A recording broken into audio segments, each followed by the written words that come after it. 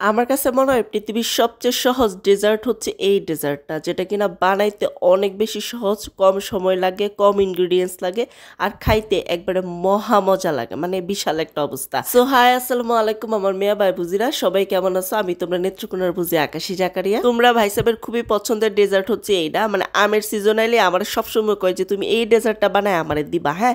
আর এটা বানাইতে যেহেতু অনেক কম সময় লাগে, 10 থেকে 15 মিনিট সময় লাগে, তো আমি এত বেশি হ্যাসেল ফিল করি না। আমি ঝটপট করে তোমরা ভাই সাহেব এটা বানায় দিই, তারপর হইছে একবারে উড়াদুরা সাপ্পয় সাপ্পয় খায়, এত মজা লাগে, হ্যাঁ। তো প্রথমে দেখো, মানে এই ডেজার্টটা তৈরি করতে লাগবে গিয়া একটা তেজপাতা, একটা দারুচিনি, আর দুইটা হচ্ছে এলাচ, মানে তিনটা আর কি আমি গোটা গরম মশলা নিয়ে নিলাম। এরপরে এর মধ্যে প্রথমে 1 লিটার দুধ দিলাম, তারপর আমি আরও হাফ লিটার দুধ দিলাম, অর্থাৎ এখানে আমি কিন্তু 1.5 লিটার দুধ ব্যবহার করছি।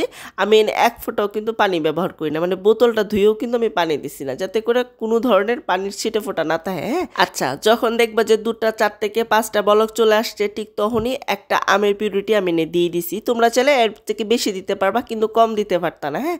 তো আমি এখানে যেহেতু 1.5 লিটার দুধ নিছি, তো আমার জন্য একটা আমি হচ্ছে পারফেক্ট। তো এই আমটার সাথে দুধটাকে ভালো মতো করে হচ্ছে আবার একটু জাল দিয়ে নিয়াম, এরপরে আমি চিনি দিয়ে দিয়াম। আমার মেয়ে বাবুজিরা, তোমরা আগে বাগে একটা কথা কই রাখি, আমি কিন্তু চিনি একটু কম খাই, মানে মিষ্টান্ন জিনিস যখন বানাই তখন একটু চিনি কম দিয়েই খাই, আমার ভাল লাগে। তো এখানে আমি দেখো হাফ কাপের মতো চিনি দিছি, তোমরা চাইলে এর বেশি দিতে পারো, কোনো সমস্যা নেই, তোমাদের টেস্ট অনুযায়ী দিবা আর কি।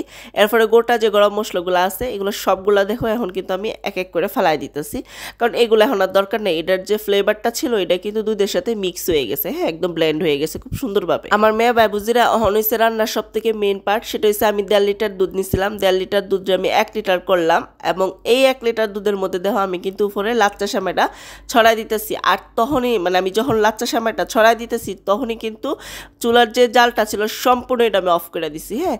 এটা অফ করাই হচ্ছে তোমার এই লাচ্চা সেমাইটা উপর দিয়ে দিতে হবে। দিয়ে দেওয়ার পরে এটার একদম টোটালি রেস্টে রেখে দিতে হবে। তার আগে স্প্যাচুলা দিয়ে একটু ভালো মতো করে হচ্ছে দুধের সাথে লাচ্চা সেমাইটা মিক্স করে নেবা, তারপরে এরকম সুন্দর করে রেখে দিবা। 15 থেকে 20 মিনিট পরে দেখবে এরকম জমে গেছে। আর তোমরা চাইলে এইভাবে খাইতে পারো, বাট আমি তো এইভাবে খাইতাম না, আমার একটু ডিফারেন্ট আছে। তারপর আমি দেখো ফ্রিজে রেখে দিছিলাম প্রায় 2 ঘন্টার মতো। 2 ঘন্টা পরে এখন আমি দেখো এটা সার্ভ করতেছি। আর আমার মেয়ে বাবুজিরা, যদি চাও যে এই রেসিপিটা অন্যজনের দিয়ে হোক, সে হোক উপকারে মনে হয়, তাহলে সবার উদ্দেশ্যে শেয়ার করে দিও। আমার আকাশী স্তর পেজটাতে ফলো দিবা, চ্যানেলটা সাবস্ক্রাইব করবা। পাকা আমটা দেওয়ার কারণে মিষ্টি একটা সুন্দর কালার আসছে, তাই না? মনে হয় যে জাফরান দেওয়া হয়েছে, তাই না? আর এখন দেখো আমি কিন্তু পাকা আম দিয়ে এটারে একটু সুন্দর করে সাজায় নিতেছি। আর এই পাকা আমের সাথে কিন্তু এই ডেজার্টটা খাইতে বেশি ভালো লাগে। খুবই সিম্পল একটা ডেজার্ট, একদম ঝটপট করে বানায় আলতে পারবা, একবারে 10 থেকে 15 মিনিট সময় লাগবে, এর বেশি লাগবেই না। তো তোমরা অবশ্যই পাকা আমটা দিয়ে হচ্ছে ডেজার্টটা খাবা, খুবই ভালো লাগবে।